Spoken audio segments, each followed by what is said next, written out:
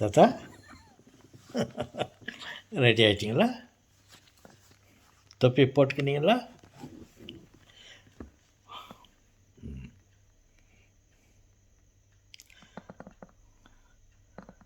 Okay செல்வங்களே, தொப்பி போட்டுக்கினேன். இது தான் என்னுடைய அடையாளம் உங்களுக்கு.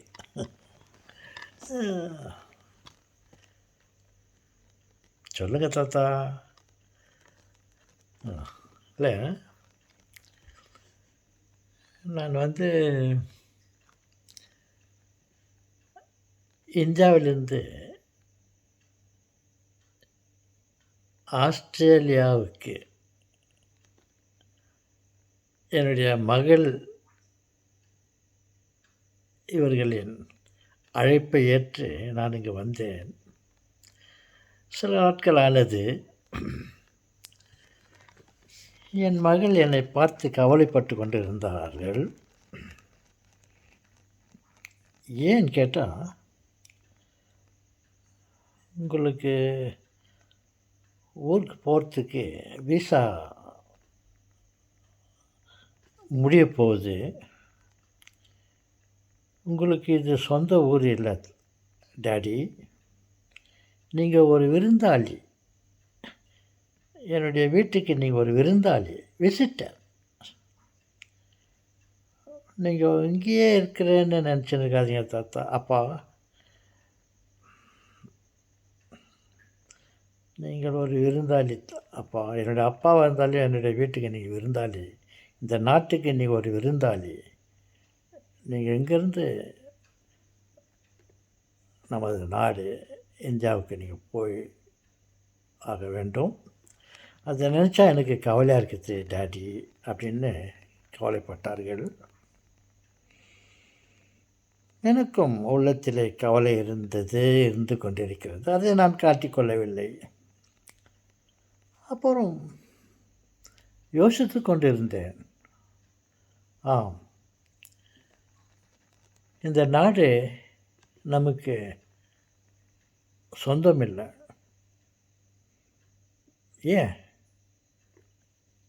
நான் பிறந்த நாடு இந்தியா, அதுவும் எனக்கு சொந்தம் இல்லை.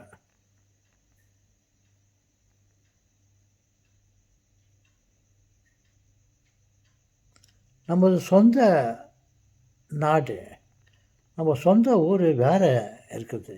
என்னுடைய அப்பா அம்மா இருக்கிற இடம்தான் நமக்கு சொந்தம். நம்ம அங்கே போனோம், அதுதான் நமக்கு நிரந்தரமான இடம். அப்பா அம்மா என்றால்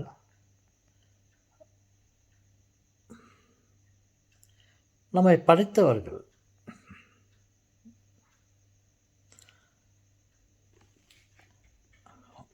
இறைவன்.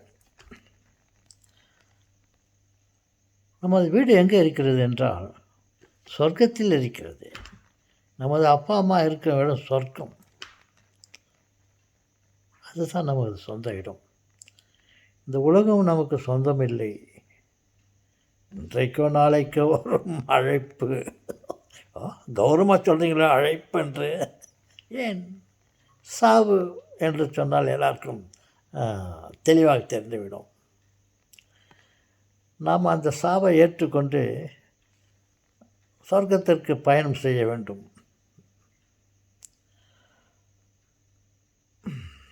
ஓகே, ஏனையோ அதுக்குள்ளும் நம்ம வந்த இடத்துல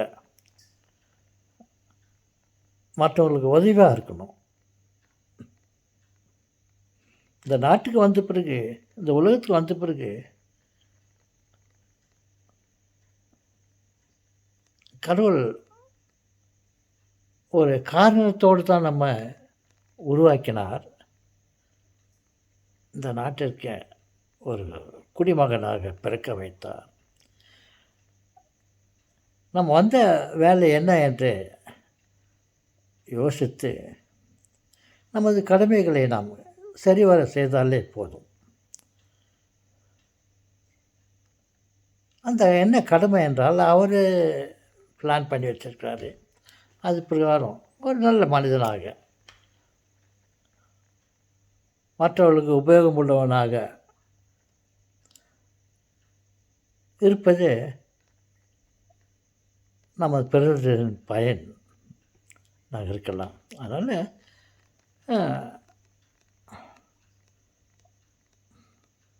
நாம் செய்ய வேண்டிய நல்ல காரியங்களை, நமது கடமைகளை சரிவர செய்துவிட்டு முஸ்திபாக இருக்கலாம். வாழ்ந்த காலங்கள் அதிகம், வாழப்போகும் காலம் குறைவே. அதுக்குள்ளே நம்முடைய வேலையெல்லாம் முடிச்சிடணும். என்னடா நான் உன்னை அனுப்பினேன், உன் வேலையெல்லாம் ஒன்றும் செய்யலையே.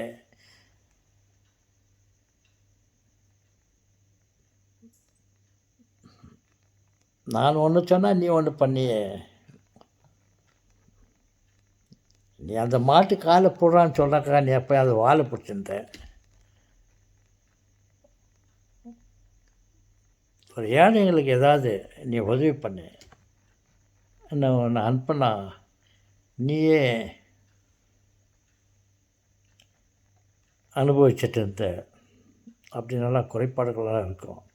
அதெல்லாம் செய்யாமல் இருந்தால் அவைகளை செய்துவிட்டு நான் வந்த வேலையை முடிச்சிட்டோன்னு சந்தோஷமாக போகிறதுக்கு ரெடியாக இருக்கலாம் அப்படின்ட்டு நான் யோசிச்சிருந்தேன். எஸ், நான் மட்டும் இல்லை, என் உடன்பிறப்புகளே, நாம் அனைவரும் இந்த உலகத்திற்கு ஒரு விருந்தாளியாகத்தான் வந்திருக்கிறோம். நமது சொந்த ஊர் சொர்க்கம். வணக்கம்.